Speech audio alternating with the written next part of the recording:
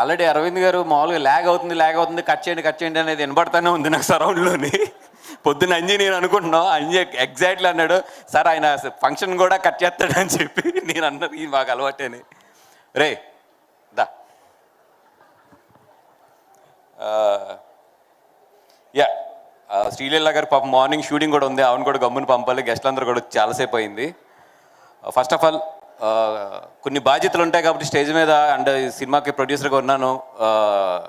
మా హీరో నితిన్ గారు, first of all నేను ఎవరికన్నా థ్యాంక్స్ చెప్పాలి ఈ స్టేజ్ నుంచి అంటే కనుక మా హీరో నితిన్ గారికి. సార్ నిజంగా మీరు లేకుండా ఈ సినిమా ఇంత హ్యాపీగా ఇంత ఎదరికి వెళ్ళేది కాదు. ఎందుకంటే ఇది ముగ్గురు కుర్రోళ్ళు కథ ఒక హీరో యాక్సెప్ట్ చేయాలి అంటే చాలా ఆలోచిస్తారు. కానీ మీరు ఎటువంటి సంకోచం లేకుండా సార్ నాకు సినిమా నచ్చింది, ఇది ఒక కథ కింద నేను ఈ సినిమాని చూస్తున్నాను, నేను డెఫినెట్గా ఈ కథలో ఒక పార్ట్ అవుతానని చెప్పి మీరు నిజంగా వచ్చి అడిగేసి ఈ సినిమాని ఒప్పుకున్నారు. Thank you so much sir.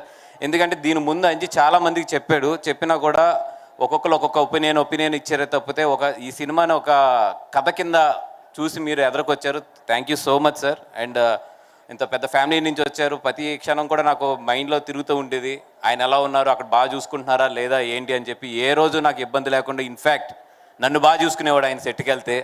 అంత నిజంగా యూనిట్తో కలిసిపోయి అంత బాధ్యత తీసుకుని అక్కడ అవుట్డోర్లో అన్ని రోజులుండి ట్యాన్ కూడా అయిపోయారు పాపం చాలా. అప్పుడు thank you so much for everything.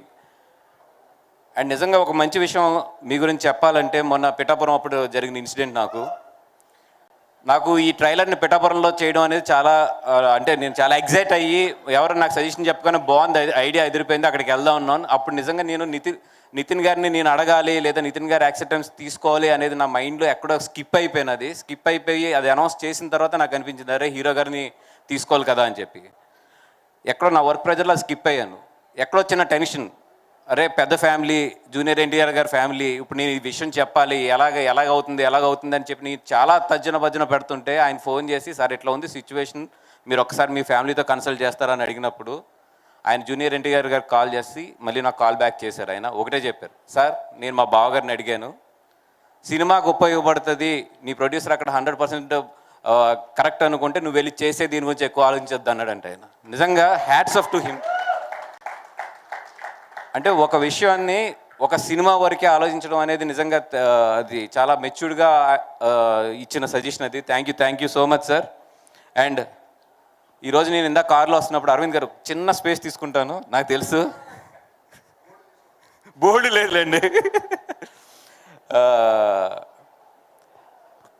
ఇందాక నేను కారులో వస్తున్నప్పుడు ఒకటి ఆలోచించుకుంటూ వస్తూ ఏదో మా వాళ్ళు నాకు నోట్స్ ఒకటి పంపితే దాంట్లో ఉంది, జానీ సినిమాకి ఒక యానిమేటర్ కింద వచ్చి ఈరోజు గీతార్స్లో ప్రొడ్యూసర్ కింద అయ్యాడు అని చెప్పి రాస్తే నాకు ఒక్క నిమిషంలో మొత్తం నా లైఫ్ జర్నీ అంతా కూడా ఫ్లాష్ అవుతూ వచ్చింది. దానికి ఏదో రోజు నేను అరవింద్ గారి గురించి స్టేజ్ మీద మాట్లాడాలి, అది ఈ రోజు కాదు, ఆ రోజు తొందరలోనే వస్తుంది. కానీ ఈరోజు క్లుప్తంగా మాత్రం ఒక మాట చెప్తాను. ఒక పాలకొల్ నుంచి చాలా సాదా సీదీగా ఒక యానిమేటర్, ఒక 3D నేర్చుకున్న ఒక యానిమేటర్ వచ్చి ఈరోజు చిరంజీవి గారు, అల్లు అరవింద్ గారు వీళ్ళందరూ చాలా కష్టపడి ఏర్పరచుకున్న ఒక మహావృక్షం కింద ఒక చిన్న ఏరు కింద బయలుదేరి నేను ఒక చెట్టు అయ్యి ఒక జూనియర్ ఎన్టీఆర్ గారి ఫ్యామిలీ నుంచి ఒక హీరోతో సినిమా తీయగలిగాను అంటే నిజంగా నాకు దేవుడు ఎంత అదృష్టం, ఏ జనంలో నేను ఇది చేసుకున్న పుణ్యం అయి ఉంటుంది అనుకున్నాను. అదేవిధంగా నేను చిన్నప్పటి నుంచి కూడా పవన్ కళ్యాణ్ గారి అభిమాని. అంటే ఆయన ఖుషి సినిమా చూసి మా నాన్న దగ్గర అంబాసిడర్కి తాళాలు దొబ్బేసి నేను సెల్ఫ్ డ్రైవ్ చేసుకుంటూ హైదరాబాద్ వచ్చిన కుర్రోడిని ఈరోజు ఎంత పుణ్యం చేసుకుని ఉంటే ఆయనతో పాటు ఒక పొలిటికల్ జర్నీలో ఆయన వెనకాల అడుగులు అడిగేసుకెళ్ళగలుగుతున్నానంటే ఎక్కడో ఏదో పెద్ద పుణ్యం చేసి ఉంటాను నేను అని చెప్పి. ఇంత మంచి జర్నీ నాది వెళ్తున్నది. మొన్న 3 days బ్యాక్ మా టీం అంతా కూడా కూర్చున్నప్పుడు పబ్లిసిటీ తక్కువ ఉంది, నువ్వేమో కాపీ మీద ఉంటున్నావు, కాపీ రెడీ చేస్తూ ఉన్నావు, పబ్లిసిటీ తగ్గుతుంది, హెవీ కాంపిటీషన్ ఉంది, ఏం చేస్తావు అని అడుగుతున్నారు. నాకు ఒక్కటే ధైర్యం, ఎప్పుడు నా లైఫ్లో ఒకడు ఉన్నాడు, నేను ఎక్కడున్నా ఏం చేస్తున్నా ఎలా ఉన్నా కూడా నాకు అవసరం ఉన్నప్పుడు మాత్రం అతను వచ్చి నిలబడతాడు. నేను అది అడగక్కర్లేదు కూడా. చాలామంది ఏంటంటే అతన్ని అడగండి అంటున్నారు, నేను అడగట్లా. డైలాగ్స్ కూడా పడుతున్నాయి, ఏమని, లేదు వీళ్ళిద్దరికి ఏదో గ్యాప్ వచ్చింది, ఈయన ఆయనతో సరిగ్గా ఉండట్లేదు, ఆయన ఈయనతో సరిగ్గా ఉండట్లేదు, ఇవన్నీ డైలాగ్స్ పడతానే ఉన్నాయి, నాకు వినపడతానే ఉన్నాయి. కానీ నాకు తెలుసు నేను కష్టంలో ఉన్నానంటే ఇద్దరు నన్ను గుర్తుపడతారు. ఒకటి మా అమ్మ, రెండు నా స్నేహితుడు బన్నీ. నేను కమ్యూనికేట్ చేయక్కర్లేదు, నేను అడగక్కర్లేదు, నాకు అవసరం ఉంది అంటే అతను వచ్చి నిలబడతాడు. ఆ విషయం నాకు తెలుసు. అందుకే ఈరోజు 11 గంటలకి తన ట్విట్టర్ హ్యాండిల్ ఎంత స్పెషల్గా తను చూసుకుంటాడో నాకు తెలుసు. అది చాలా తను కనెక్ట్ అయితే తప్పితే ఆ హ్యాండిల్ వేయడు. అట్లాంటిది నేను ఒక్క మాట అడగలేదు, ఏం అడగలేదు. వీడికి ఇప్పుడు అవసరం అనేది ఎక్కడో ఆయన మనసులో తట్టింది, ఆయన వేసాడు అంతే. 7 లక్షల వ్యూస్ ఈరోజు.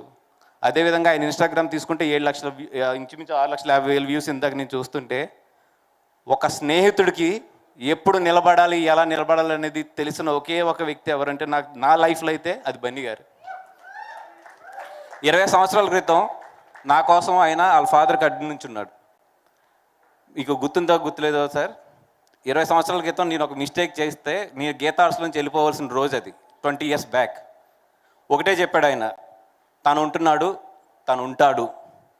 ఆయన వాళ్ళ ఫాదర్కి ఎదురు నిలబడ్డాడు.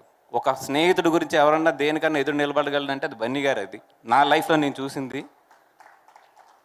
ఆ రోజు ఆయన కనుక నాకు నిలబడకపోయి ఉంటే ఆ రోజు, ఈరోజు బన్నీవాస్ అనేవాడు ఈ స్టేజ్ మీద ఉండేవాడు కాదు. ఆయనకి తెలుసు నేను సంతోషంగా ఉన్నప్పుడు ఎప్పుడు కూడా ఏ రోజు కూడా మా ఇద్దరి మధ్యలో ఏమండి కంగ్రాచులేషన్స్ లేదా ఏమండి హ్యాపీ బర్త్డే లేదంటే ఏం ఉండవు మా ఇద్దరి మధ్యలో. కానీ నాకు అవసరమై నాకే కదా, తన లైఫ్లో ఏ ఫ్రెండ్ కన్నా సరే వీడు పడుతున్నాడు అన్నప్పుడు మాత్రం పట్టుకునే క్యారెక్టర్ మాత్రం అతనికి ఉంది 100%. ఆయన ఎక్కడున్నా ఏం చేస్తున్నా, నేను ఎక్కడున్నా ఏం చేస్తున్నా కూడా ఆయన బాగుండాలి అంతే. ఎందుకంటే ఆయన మంచి మనిషి అది. అండ్ చాలా ఎమోషన్ ఉంది, but control. Yes, coming back to the film. Sorry